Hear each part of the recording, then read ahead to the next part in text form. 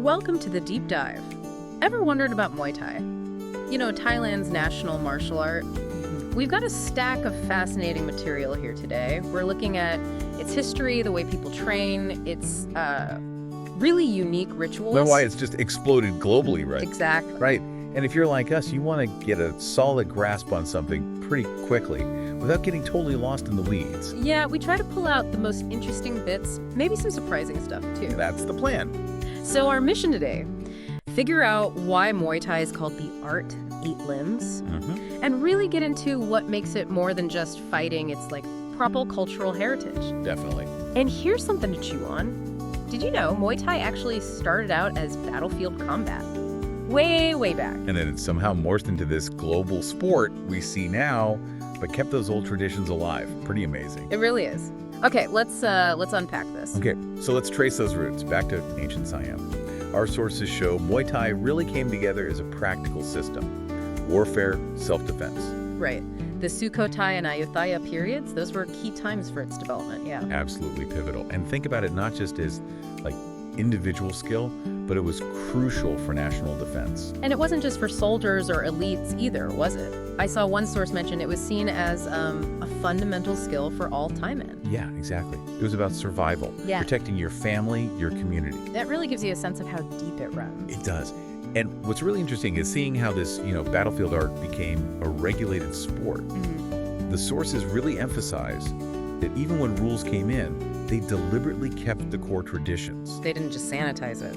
Not at all. We even see mentions of Muay Boran. That's the, ancient form. Ah, yes. Purely natural weapons. Hands, feet, knees, elbows.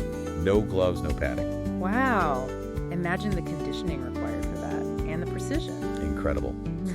Which actually leads us nicely to Naikanamtam. Ah, the legend. Ayutthaya period under King Taksin the Great. That's the one. The story goes he was captured by the Burmese. And he defeated 10 of their best fighters, one after another. 10? Seriously? That's incredible. What a way to showcase the art's effectiveness. Absolutely. It's such a powerful story, right? It really shows the historical prowess, and it's still inspiring today. You can see why. And as things get more sort of formalized, you see big steps, like under King Rama V, helping set down some rules. Okay. And then later, establishing the big stadiums. Rajadamnern in 1945. Thailand's first boxing stadium, right? Yep, and then Lumpini in 56. Those really cemented Muay Thai as a professional sport, gave it a proper home. Okay, so we've got this deep history, this evolution, but what about the training itself? It sounds like it's more than just learning punches and kicks. Oh, much more. The sources describe the training philosophy as truly holistic. It's about developing the physical, sure, but also the mental and even the spiritual side. Right. Obviously, you need the strength, the endurance, the agility. That's the baseline, but it's just one piece. Yeah, because the mental stuff, focus, determination, courage, that keeps coming up in our reading. It does. And one word that appears again and again is respect. Huge emphasis on respect for your teachers, your opponents, the art itself. And you don't get there overnight. No way. The sources are clear. Consistent, disciplined training. That's the only way to really grasp it, to reach any level of mastery. It's a serious commitment. Now, something visually striking, something really unique, is that ritual before the fight, the Wai Kru Ramway. Ah, yes, the Wai Kru. It is unlike anything else in combat sports, really. It looks like part dance, part prayer. Well, the sources explain it's far more than just a physical warm-up, though it serves that purpose too. It's a deeply meaningful, sacred ritual. Sacred how? It's an act of showing deep respect and gratitude to your teachers past and present, to the sort of sacred beings or foundations of the art, and even guardian spirits. So it's like connecting with that whole lineage and history right before you fight. Exactly that. It's a moment to remember the wisdom passed down, to center yourself mentally, get focused. And get ready. And again, that core value, respect, it just runs through the whole thing. How so? Well, the sources talk about the specific etiquette involved, how fighters honor opponents, refs, the crowd. Okay. And even the traditional gear they wear, like the Prajiat armband and the Mongkon headband, that's part of it too. And the music, the sarama. It's all interwoven with respect. You mentioned the Wai Kru postures having names, like Hanuman offers the ring. That sounds amazing. Yeah, or angel flies for Ficonet's trunk. They're very evocative. Yeah. Each posture has symbolism, often drawing on Thai myths or representing specific intentions. It's like a visual language. Adds a whole other layer. Definitely connects the fighter to a deeper cultural story. And speaking of symbolism, let's touch on those objects you mentioned, the mungkan and prajiyad. Right, so the mungkan, that's the headband, usually made of colored cloth. It's traditionally believed to offer protection during the fight. Protection, okay. And the prajiyad, the armband, that's often thought to bring luck, maybe enhance power.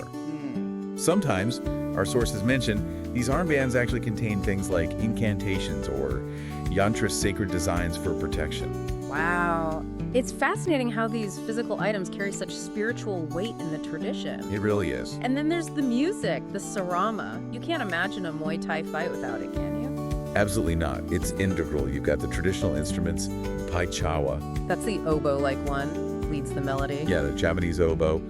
Then the klong Muay drums, they build the rhythm, the excitement. The ching, little cymbals add that kind of bright shimmer.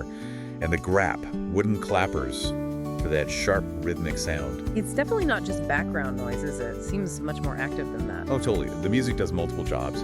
It actually helps control the tempo of the fight. Really? Yeah. It energizes the fighters, obviously, but it also acts like a kind of communication channel between the fighters and the audience. It even reflects the emotions, the ups and downs of the fight. It's essential. Okay, so someone really wants to dive deep, immerse themselves. They might go to a traditional training camp, Zakai Muay. What's that like? Sounds intense. Intense is a good word. Our sources paint a picture of a very disciplined life. Early starts, tough training schedules, set times for eating, sleeping, structure. Correct. Very. But also, there's this strong sense of community.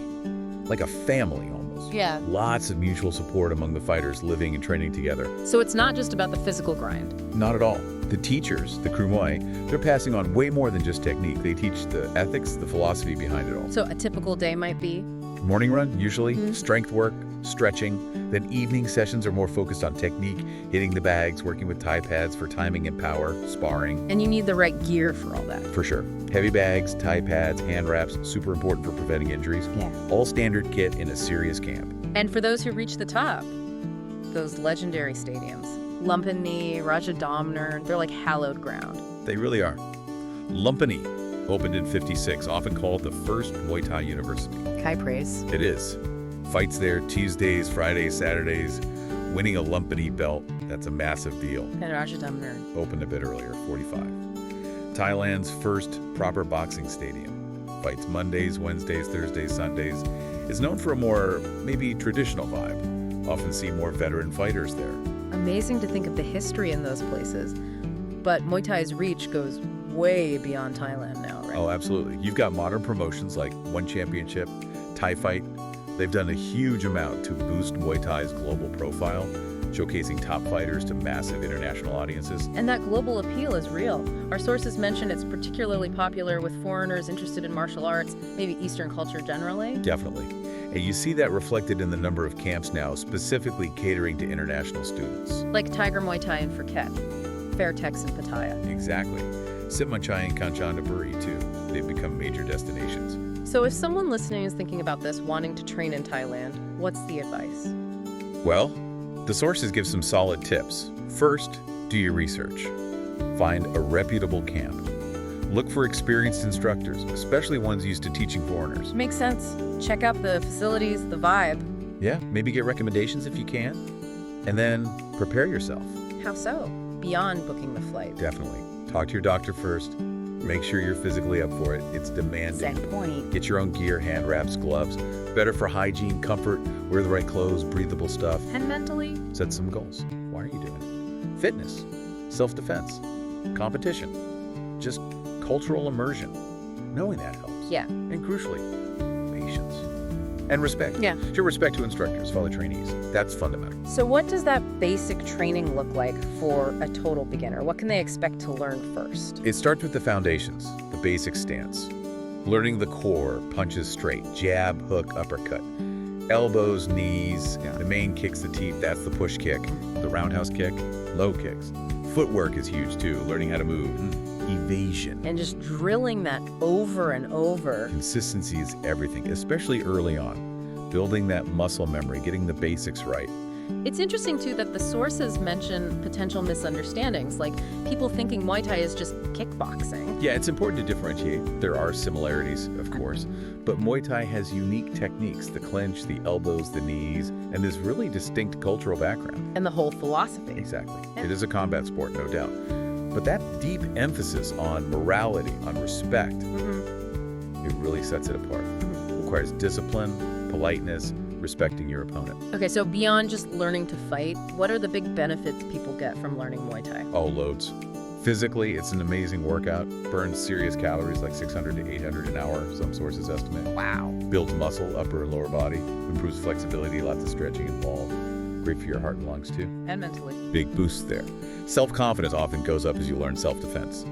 Discipline, from just sticking with the training, it can really help with stress management, emotional control, and it sharpens your focus like crazy. Any social benefits? Yeah, for sure.